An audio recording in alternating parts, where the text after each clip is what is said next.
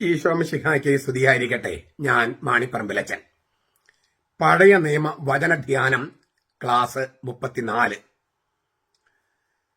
ഉൽപ്പത്തി പുസ്തകം 2-ാമത്തെ അധ്യായം 15 മുതൽ 17 വരെ വാക്യങ്ങൾ.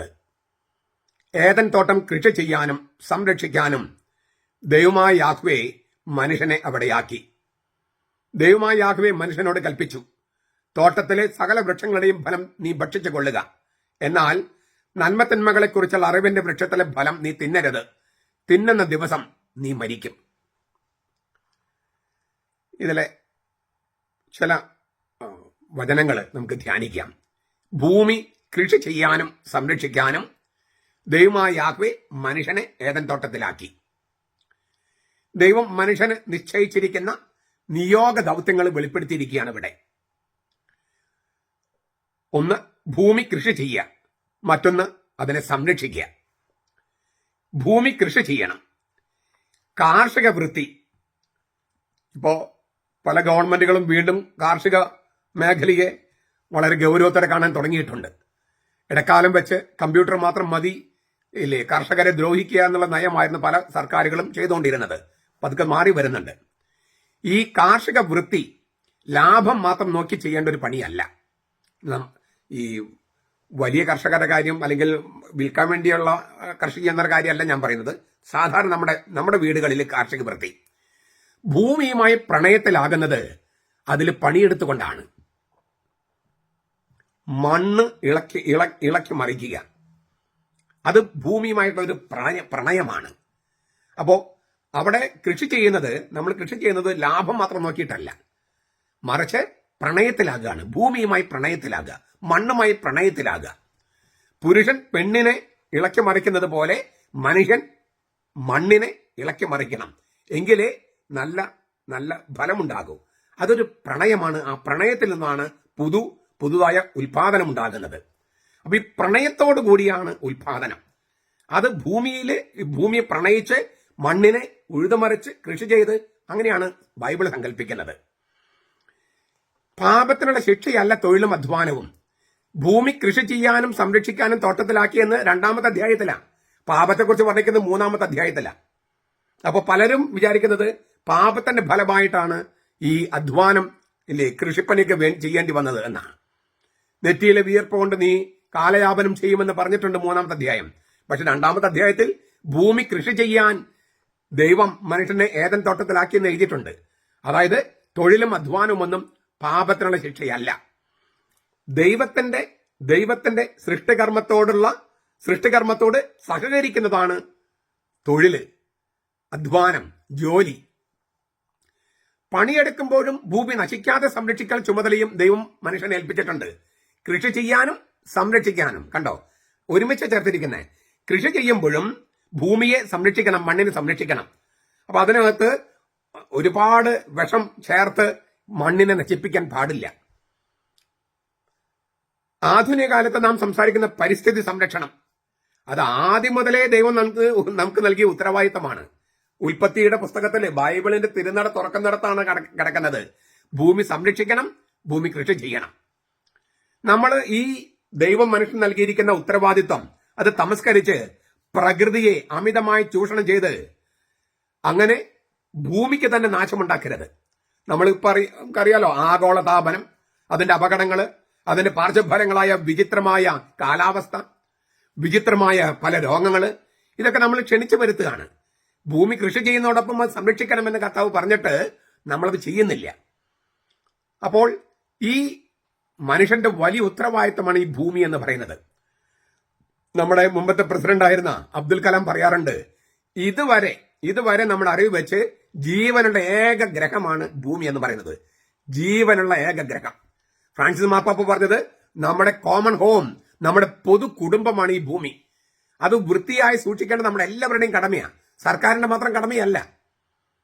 നമ്മൾ ഈ കക്കൂസ് മാലിന്യം അവിടെ കൊണ്ട് തള്ളി, ഈ മാലിന്യം, ഈ ഫാക്ടറി മാലിന്യം ഇവിടെ തള്ളി എന്നൊക്കെ പറയുമ്പോൾ മനുഷ്യർ എത്രയോ ഈ പണത്തിന് വേണ്ടിയുള്ള ആക്രാന്തം കാണിച്ച് ഭൂമിയെ നശിപ്പിക്കുകയാണ്. പെണ്ണിനെ പിഴപ്പിക്കുന്ന പോലെ മണ്ണിനെ പിഴപ്പിക്കുകയാണ്. അത് അവർക്ക് തന്നെ ദോഷം വരുത്തുകയാണ്. അതുപോലെ തന്നെ വിൽക്കാനുള്ള പച്ചക്കറികളിൽ അമിതമായി വിഷം ചേർത്ത് ഉണ്ടാക്കുക. എന്നിട്ട് രോഗങ്ങളായ രോഗങ്ങൾ, തിരിച്ചറിയാൻ പോലും പറ്റാത്ത തന്നെ രോഗം, എന്നിട്ട് നമ്മളെല്ലാത്തിനും പഴിക്കുന്നത് ദൈവത്തെയാണ്. ദൈവം പറഞ്ഞിരിക്കുന്നത് ഇത് കൃഷി ചെയ്യുന്നതോടൊപ്പം തന്നെ സംരക്ഷിക്കണമെന്നാണ്. അത് കേൾക്കാതെ നമുക്ക് തോന്നിയ പോലെ ചെയ്ത് ചൂഷണം ചെയ്ത് എന്നിട്ട് ദൈവമുണ്ടെങ്കിൽ ഇതൊന്നും സംഭവിക്കുമെന്നും ചോദിച്ച് നടക്കുകയാണ് ആളുകൾ. ആ നമ്മുടെ ഉത്തരവാദിത്വം കൈ കഴുകാനുള്ള ഒരു പ്രവണത നമുക്ക് ഓരോരുത്തർക്കുമുണ്ട്, എല്ലാവർക്കുമുണ്ട്. അപ്പൊ നമ്മൾ തന്നെയാണ് സംരക്ഷിക്കേണ്ടത്, ഭൂമി സംരക്ഷിക്കേണ്ടത്. അതിന് സർക്കാരുകൾ നിയമങ്ങളൊക്കെ ഉണ്ടാക്കി നടപ്പിലാക്കാനുള്ള ശ്രമങ്ങൾ വേണം താനും. ഇവിടെ സംരക്ഷിക്കുക എന്നുള്ള ഹീബ്രു പദം ഷമാർ എന്നാണ്. ഷമാർ, അതിന് കാവൽ നിൽക്കുക എന്ന അർത്ഥമുണ്ട്. ഉൽപ്പത്തി 3:24 അത് വാക്ക് ഉപയോഗിച്ചിട്ടുണ്ട്. ഈ ഏദൻ തോട്ടം കാവൽ നിൽക്കാനായിട്ട് മാലാഖമാരെ, എല്ലാ വശത്തേക്കും ഒരേ സമയം കറങ്ങുന്ന വാളുമായിട്ട് മാലാഖമാരെ കാവൽ നിർത്തി. അതിനുപയോഗിക്കുന്ന വാക്ക് ഷമാർന്നാണ്.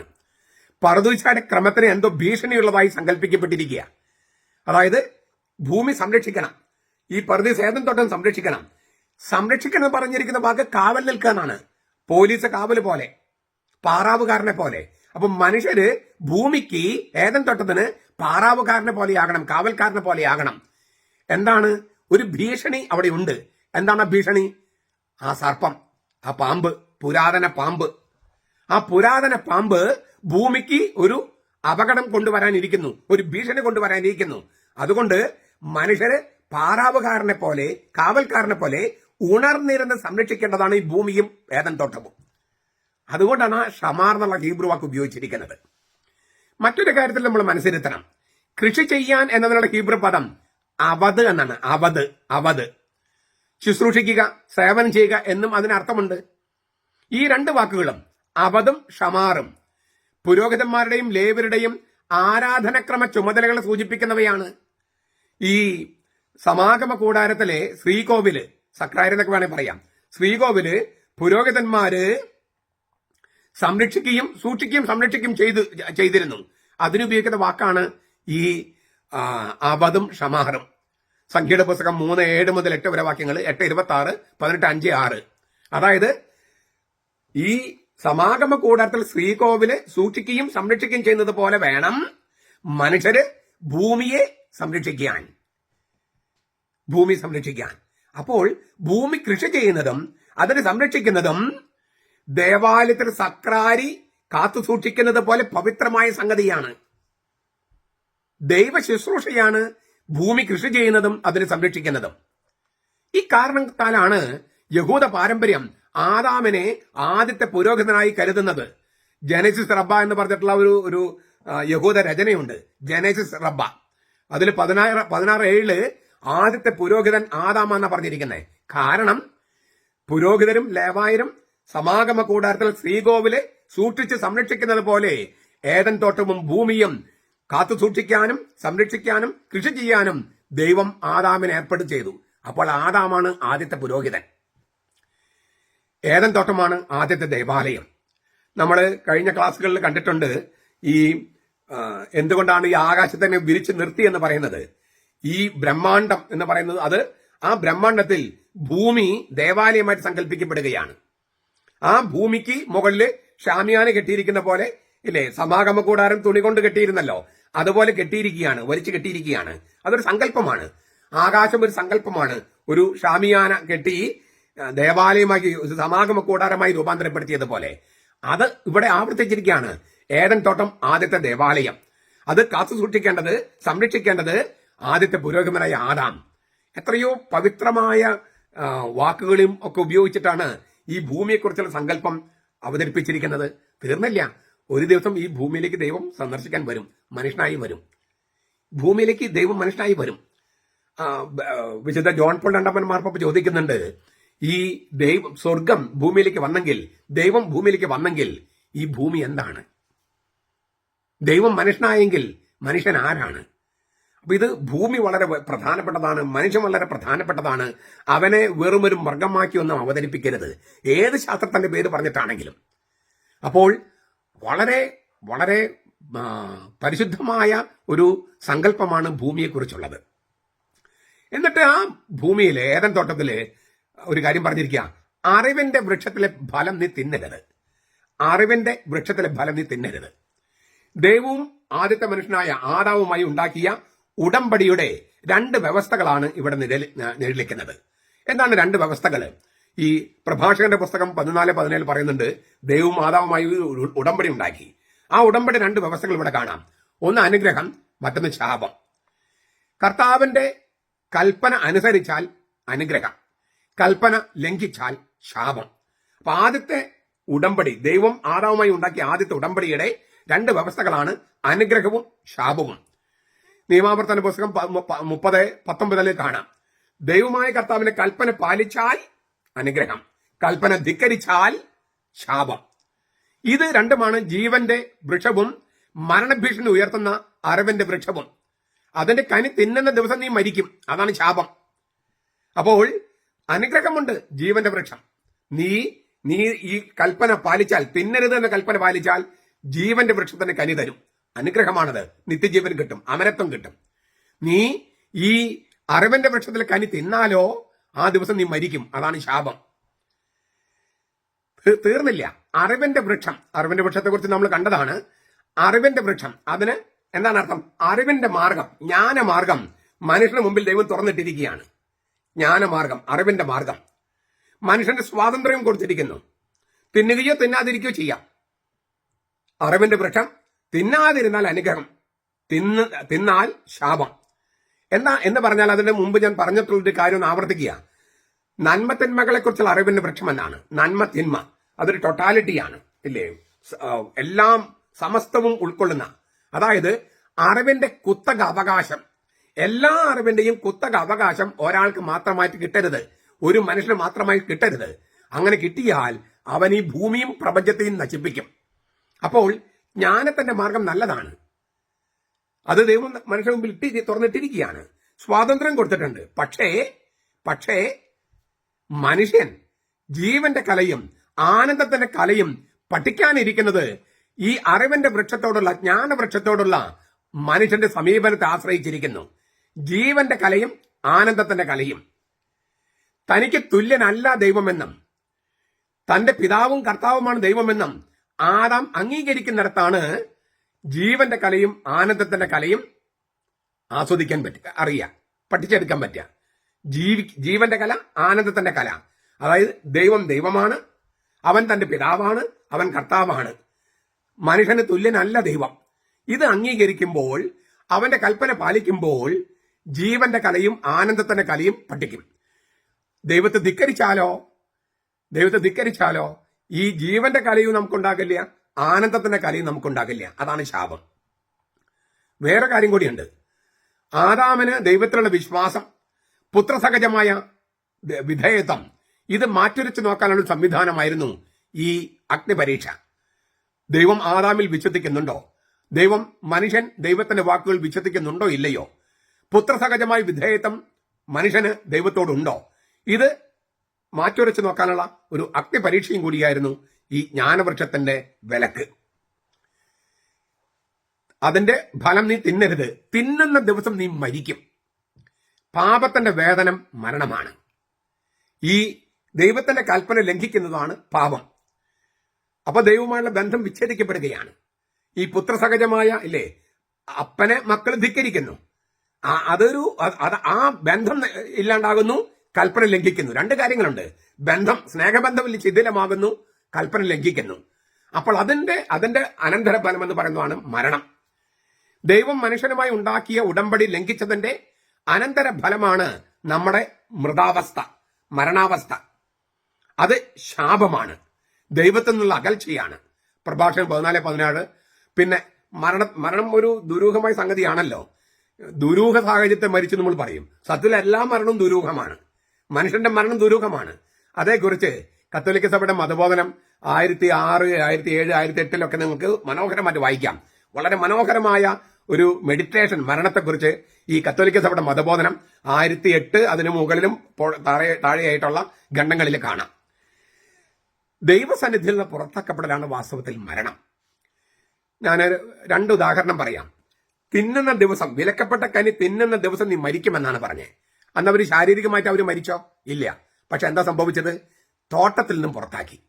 ദൈവം വസിച്ച തോട്ടത്തിൽ നിന്നും പുറത്താക്കി. അപ്പൊ ദൈവസന്നിധിയിൽ നിന്നുള്ള പുറത്താക്കപ്പെടലാണ് മരണം. ദൈവസന്നിധിയിൽ നിന്നുള്ള പുറത്താക്കപ്പെടലാണ് മരണം. തിന്നുന്ന ദിവസം നീ മരിക്കും. തിന്നുന്ന ദിവസം വിലക്കപ്പെട്ട കനി തിന്നാൽ ദൈവത്തിന്റെ സ്നേഹത്തിൽ നിന്നും പുറത്താക്കപ്പെടും.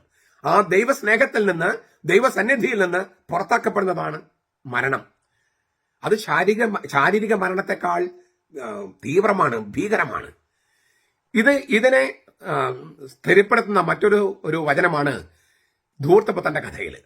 ധൂർത്തപുത്രൻ തിരിച്ചു വരുമ്പോൾ പിതാവ് ഒരു ആഘോഷത്തിന് കൽപ്പന കൊടുക്കുന്നു. അതിനുമായി ന്യായം പറഞ്ഞെന്താണ്? എന്റെ മകൻ മൃതനായിരുന്നു, ഇപ്പോൾ ജീവിക്കുന്നു. അവന് ശരിക്കും മരിച്ചു പോയിരുന്നോ? അല്ല, പിതാവിന്റെ ഭവനത്തിൽ നിന്ന് പുറത്താക്കപ്പെട്ടു, സ്വയം പുറത്തായി പോയി. അപ്പോ പിതാവിന്റെ വീട്ടിൽ നിന്നുള്ള പുറത്താക്കപ്പെടലാണ് മരണം. പിതൃസന്നിധിയിൽ നിന്നുള്ള പുറത്താക്കപ്പെടലാണ് മരണം. ഇത് വളരെ പ്രധാനപ്പെട്ട സംഗതി തന്നെയാണ്.